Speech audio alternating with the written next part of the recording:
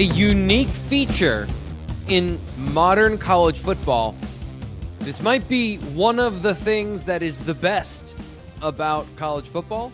Guys returning instead of going to the NFL and the NFL draft. I'm Thomas Frank Carr. Nate Bauer here with me to discuss the breaking news from Penn State football. Two players announced they're returning to Penn State at an unlikely position, and Nate, one that you have a lot of insight to. So let's talk about the decision. First off, welcome.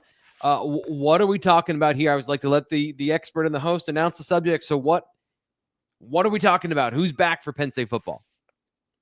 Yeah, the dynamic duo, Penn State's running back duo, juniors, Kaytron Allen and Nick Singleton, or depending on the timing, Nick Singleton and Kaytron Allen are both going to be back for Penn State next season. It is very important, very right. It's I thought that there was a chance that they could get one of the two back. I thought Nick was the more likely of the two, and to be able to handle it the way that they have over the last 3 years with both players, making everybody happy, right?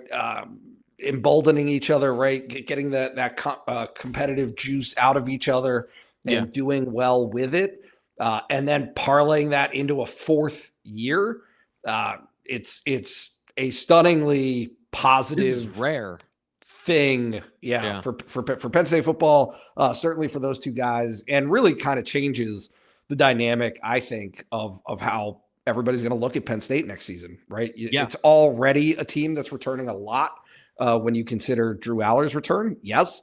The questions about receiver are still out there. They obviously have two guys that they got in the portal, but we've talked about this lots and lots and lots and lots.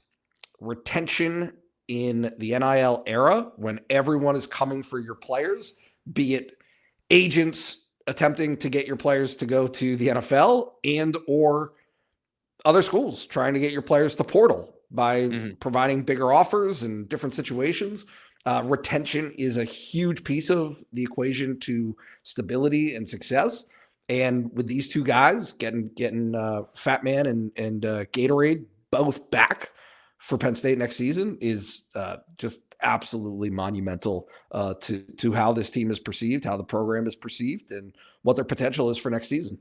Yeah, so let's start, because I always do this in the reverse order of talking about the decision and not about the impact of the decision. So the impact of the decision here is that Penn State's running game is loaded for 2025. There, to me, like the conversation around using both of these guys on the field at the same time. When you lost Cam Wallace, your primary running back, the hesitancy, I think, from a big picture perspective can be, if then we have more problems, and both these guys got banged up throughout the year, you can't rely on a two running back system, two running backs on the field at all times or a lot. But now you have a lot of young running backs behind this duo. So you have the ability to play them more freely if you're feeling very good about Corey Smith, Quentin Martin, whatever Cam Wallace will be providing in that recovery from what looked like a really bad injury. And then, of course, young guys that have some, I think, Big Ten ready bodies from a size perspective in the class of 2025 running backs, including Tyke Hayes, who's already on campus. So it's not just the top two coming back. That's the most important thing. That sets up everything else so that the dominoes look fantastic for this running game. Not to mention, I think, and I've been going over this, kind of in my head, this might be the best two deep full depth chart from the Penn State offensive line ever under James Franklin. So the running game feels loaded for 2025. Yeah, it's the opportunities are really limitless. You already saw that this year. Look, this is a team that went to the semifinal of the college football playoff. They did it riding those two guys and Tyler Warren and Drew Aller, right? Those were the four guys that Penn State really used to have the success that they did. With Trey Wallace, obviously, and then Omari coming along a little bit. Those two guys, I think we're still waiting on decisions from them. But to have this dynamic of two guys who, it's interesting. J1 Sider after the Boise State game, and I probably didn't make as big enough of a deal out of this as I should have, but you know, not that there was jealousy over Ashton Genty or that there was, right. It wasn't vitriol, but Right. there, Penn State paid attention to the kind words that were bestowed on Ashton Genty, right? To have the number of reps that he had, to have the number of yards that he had. J1 Sider said it outright.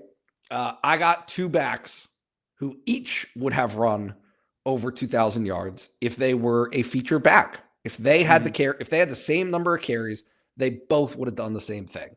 So, you know, the confidence internally in these guys cannot be, it just can't be said enough, right? They have all the confidence in the world in these guys. For Kaytron coming back, right? Just to give a couple of, you know, individual nuggets here. For Kaytron, he needs to get faster.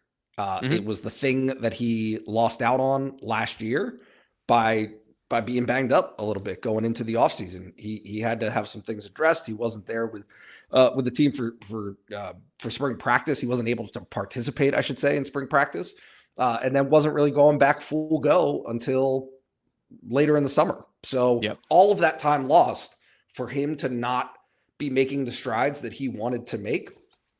Now they're in play. Now, right? That's something that he can do to prepare himself for the NFL. And then the same thing with Nick Singleton. It's not about getting faster. He's already fast. For him, it is decision making and then making a guy miss. Yeah, I'm sure you can say it more eloquently than me, but for you know, he already developed into a guy that can run you over with power.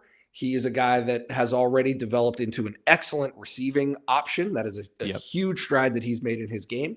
Now the question is he a guy that when he gets through, and he's done it a few times this season and definitely did it in the playoffs, can he make that consistent where he gets to the third level, makes a safety miss, right? Gets to the second level, makes a linebacker miss, and then go the distance. Can he do that? He has not done that as consistently in his career as I think he would like to, and now he gets that opportunity. It was, I think part of the conversation is the injury part in the middle of the season where he was not consistently doing that. Early in the season, I was trying to pull up missed forced tackles, right? So 3, 2, and 6 before the Illinois game. I think he got banged up in the Illinois game. He didn't have any in that game, but he was also ripping off some really long runs. And then the next time he has 3 over the next 6 weeks. Minnesota, he's back healthy, 5, 3, 3, 3, and then against Boise State, 1. Notre Dame, 4 broken tackles. So the injury and perception are all a part of this, but it is not a strength of his game in terms of the opportunities that he had to break tackles versus the number that he broke. That is still an area you want to see him improve. And so there is a bit of a both situation, but it is trending in the right direction. I think that injury is part of the conversation. And these are the realities of perception. And the NFL is not as scientific as you might think. Like there's a lot of just general vibes about, well, he rushed for 1,100 yards, right? But then you're looking for all the special and blah, blah, blah. Don't want to get into all of that stuff in particular. But there is one aspect of both of these guys that I think is fair to talk about, which is they are deciding to return. And then the position of running back and where we started this year, this offseason, saying it would not make sense for them to return based on the longevity of a running back, the time you have to make money, and the urgency to get the second contract in the NFL.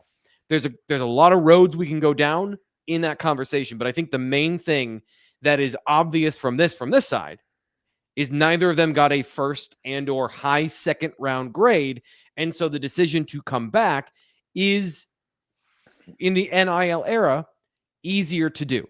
And just one last comment is, I think that makes the NFL better and it makes college football better when good players can develop at the position where it's best to develop, not at the position where you're just making money, because it'll be shorter in the NFL if you can't get there and be ready. And in college football, now you have the opportunity to be more ready, and these could be more football decisions than they are monetary ones. Yeah, and it's both, because NIL affords the opportunity. There was a time where you were crazy if you did not go to the NFL, because you were just missing out on. Again, you have a lifespan of your career as a football player. Everybody can't play the game forever, and so especially at that position where there is wear and tear, and you typically know how long a guy can go. As a running back, right? You're not going to play into your 30s as a running back. It is a position about peak physical ability, to be the absolute best, and that only happens until a certain age. And so after that, your positional skills will get you through the end of your career, but most people don't have their physical prime until they're 35 years old. Yeah. So, but I guess the point being, these guys are coming back at a discount. Right? They would make more money in the NFL this year than they're going to make at Penn State. But the opportunity to, one, and this is going to be a thing, and I think, I'm just getting in front of it, but running it back is a thing, right? They want to get back to a national championship game. They want to have the opportunity again. Those team goals are going to be extremely important. But individually, there are areas that they can get better and focus in on, and take comfort in knowing that process will be done away from the scrutiny of the NFL, right? You are the pressure. Yes, the pressure to perform and not to develop. I think that's the most important thing. Is in college football, let's talk about the Penn State receivers here for a second. They don't run the route. They're taught later you need to run the route. They're given and explained how you run the route, how you beat the coverage if the coverage anticipates the route. In the NFL, if you don't run the route right, somebody else is running the route. And that's not how it is in college. There's more development done on this level across the spectrum. There are developmental teams in the NFL, but they are very different than they are at this level. Yeah. So, again, I just think that the appeal makes sense. Excuse me, for both of those guys. Sounds like you've been to Florida, Nate. Yep, I got it. We all do. The appeal is there. I think that both got, to me, they both are choosing. Either choice was going to be fine. Either choice was going to be good. In fact, so to have the opportunity to come back, they obviously feel comfortable with it. I think they're happy with it. I think it is win-win. This is seriously big, good news for the Penn State football program. So I guess the last thing is we talk about the longevity of a running back and the fact that these guys have split carries for 4 years, heading into their 4th year of doing that together.